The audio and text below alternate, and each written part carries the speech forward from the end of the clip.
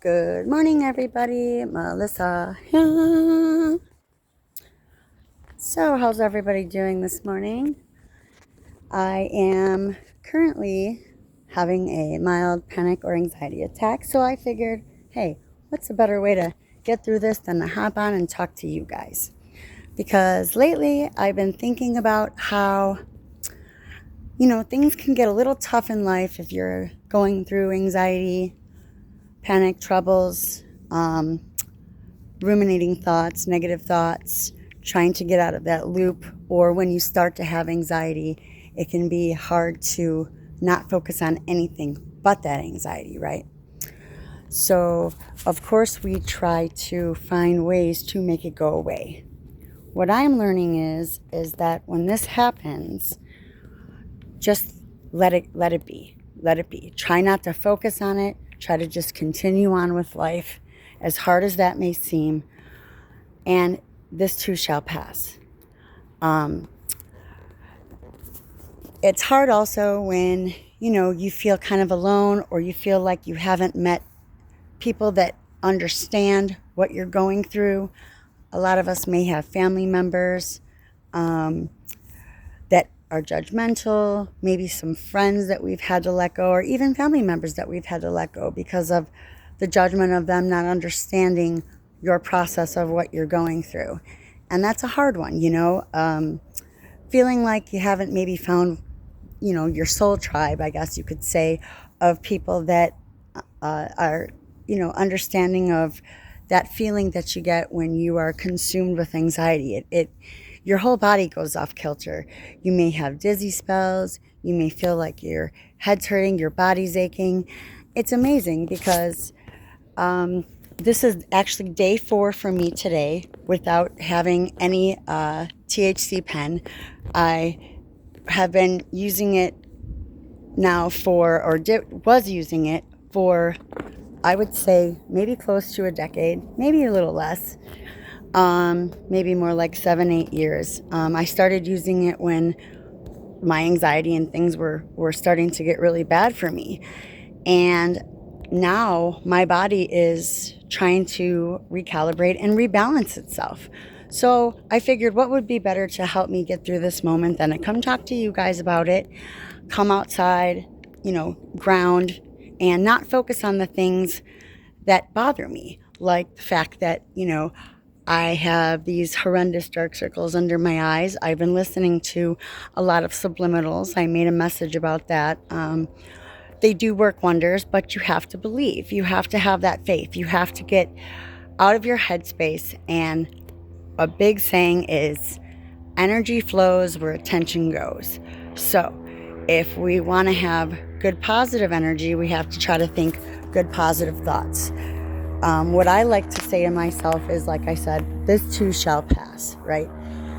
It doesn't help that we're in a world today where we are constantly overstimulated with the phones, constant worry, prices going up, always wondering and worrying where you're going to get your next dollar, how you're going to make ends meet. Let all of that go. Let all of it go. And remember that we only have this moment. We truly only have this moment right now. It really made me realize that when my mom passed away several years ago, it'll be 4 years this December, which is crazy to think. And she was going to be 74, I believe, or 75. I can't remember right off at the moment, but she wasn't that old. And actually, I had spoken with her 11 o'clock in the morning. We were actually laughing on the phone. She was on her way to a wellness exam, and a yearly wellness exam through Medicare, which I wasn't aware of. But and during this time, this was like, right at the tail end of when COVID was supposedly ending or whatever, but it was still prevalent. And my mom did get the last booster. For months and months, she was preaching to me every time she talked to me. You didn't get that booster. You're not going to get that booster, are you? And I'm like, Mom, me and the kids, none of us have gotten the booster, and we don't plan on getting it. I am anti-vaccine. I believe that our bodies can heal themselves, and we have natural antibodies that and an immune system that we don't need that. We don't need that garbage. Plus, I don't even want to go into, what the government was doing with those last shots. But anyways, my mom kept preaching and preaching and putting her attention, energy goes where attention flows. She was preaching about not getting this shot. And like, I didn't understand why she was so adamant about this all the time. I'm like, Mom, you really got to stop talking about this, because then we will start to manifest the things that we keep talking about and putting energy into, right? So for months, I mean, this was like, not a daily thing, but every time we were on the phone, And then come to find out, like I said, she got the last booster, which I was very confused of why. And my mother was a very headstrong person. Why my mother is preaching this to me, but then she went ahead and got it, right? So back to 11 o'clock in the morning, spoke with her, laughed, hung up. And then 8 o'clock that night, or about 8:30 that night, I got a phone call from my cousin saying that my mom had passed away. And,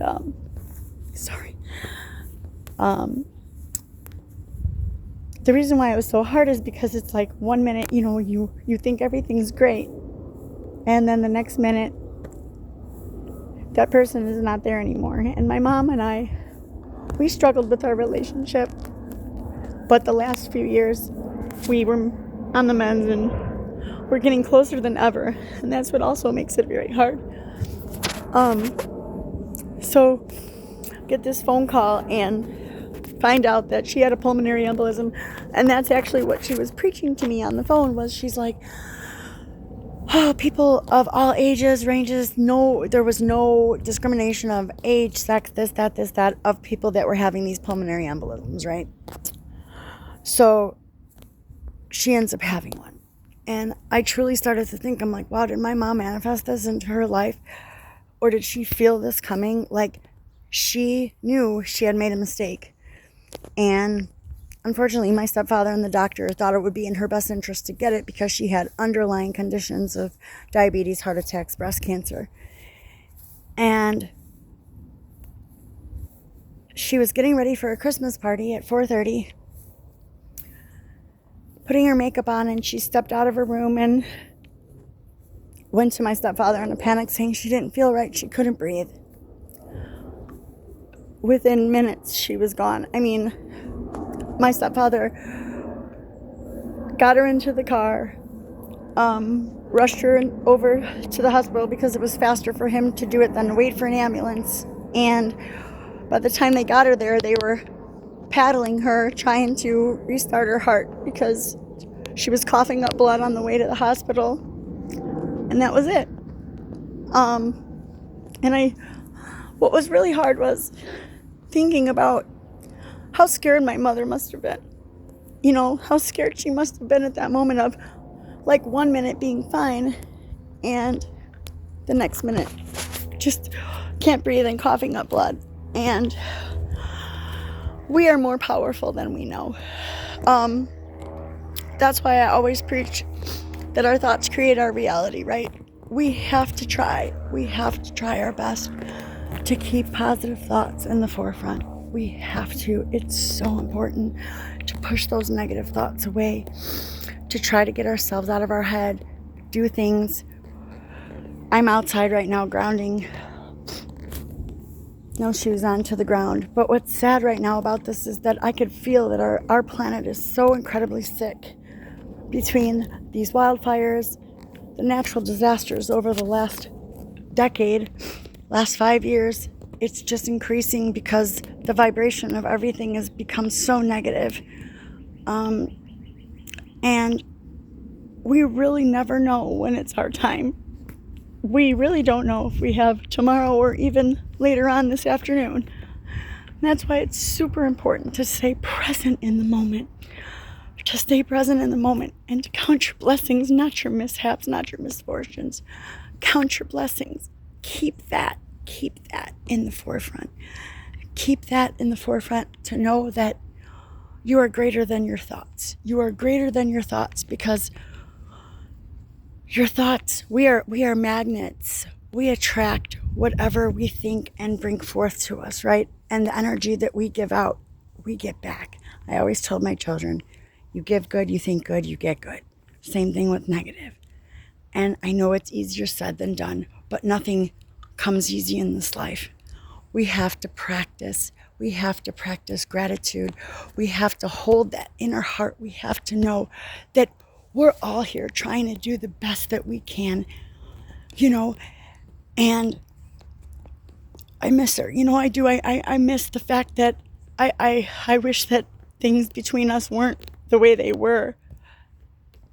The first 40 years of my life, I wish that my mom she had so much anxiety.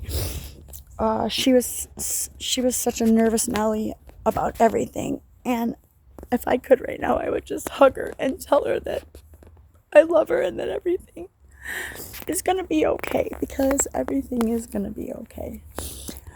And I want to let you guys know that everything is going to work out if you're going through anything hard right now, that this too shall pass, and we are going to get through this together. And I really, truly believe that my soul tribe is coming to me. It can get very alone. You could start to feel very alone, like nobody understands you. But guess what? I understand you. I understand you. And don't let anybody ever tell you who you are. Don't let anybody ever tell you that you're doing the right or wrong thing. Follow your heart. Follow your intuition. Know that it's going to be okay. And keep that. Why should we sit here and worry and think about the negative? Because it's not going to solve anything. If anything, it's going to make things 10 times worse.